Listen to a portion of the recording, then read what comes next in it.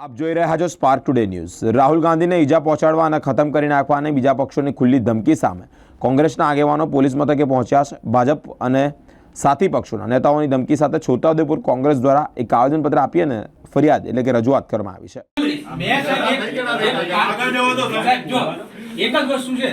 गांधीनगर ની અંદર જે કઈ સમસ્યાઓ છે ને આસામમાં એફઆઈઆર દાખલ થાય બનાવ બન્યો છે ગાંધીનગરમાં ને એફઆઈઆર આસામ ની અંદર જિગ્નેશ મેવાણીની ધરપકડ એ સારી લઈ ગયા એ કે આ કાયદાની જોગવાઈ આગળ લઈ ગયા કર્ણાટકમાં બોલાવ આપણે કોઈ પણ પોલીસ સ્ટેશનમાં અરજી આપી છે રાહુલ ગાંધી વિરુદ્ધ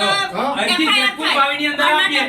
બનાવ હોય કઈ ગોપાલ અરજી આપી તો 0 નંબર થી સીધે પોલીસ સ્ટેશનમાં અરજી જતી રહે છે। હા તમે ત્યાં જઈ તમે અભ્યાસ કરી સાહેબ દાખલ કરો એફઆઈઆર દાખલ કરો એફઆઈઆર તો हमारा अखिल भारतीय राष्ट्रीय कांग्रेसना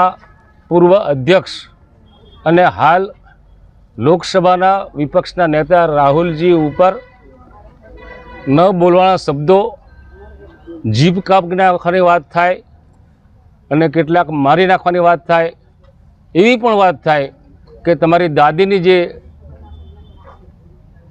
હત્યા થઈ અને એ રીતના તમને પણ કરવામાં આવશે એટલે આ સીધી એક ધમકી છે મારી નાખવાની।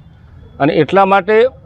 અમે અમારા વાલા નેતાના સમર્થનમાં છોટાઉદેપુર જિલ્લા કોંગ્રેસ સમિતિના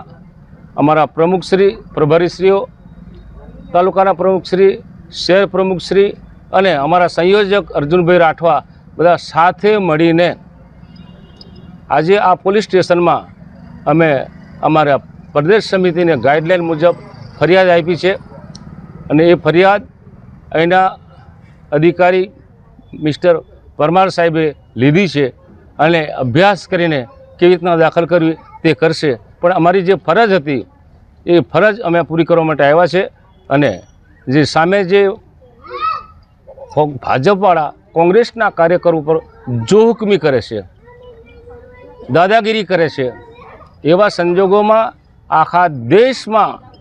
માહોલ બગાડવાનો આ ધંધો થઈ રહ્યો છે ભાજપ તરફથી તેને અમે વખોડીએ છીએ અને આવું નહીં કરે અને આવું થાય તો ભાઈચારાની ભાવના આખા દેશમાંથી ખતમ થશે અને અંદરો અંદર લડી મરવાનો પ્રશ્ન ના ઊભો થાય અને સહિયારા પ્રયત્નથી સાથે રહીને ભારતમાં ગુજરાતમાં છોટાઉદેપુરમાં બધા પોતાના મૌલિક અધિકારો થકી જીવન જીવીએ અને શાંતિ રહે કોઈના ઉપર ખોટા બ્લેમ ના થાય અને એટલા માટે અમે અહીંયા ફરિયાદ દાખલ કરવા માટે આવ્યા છે।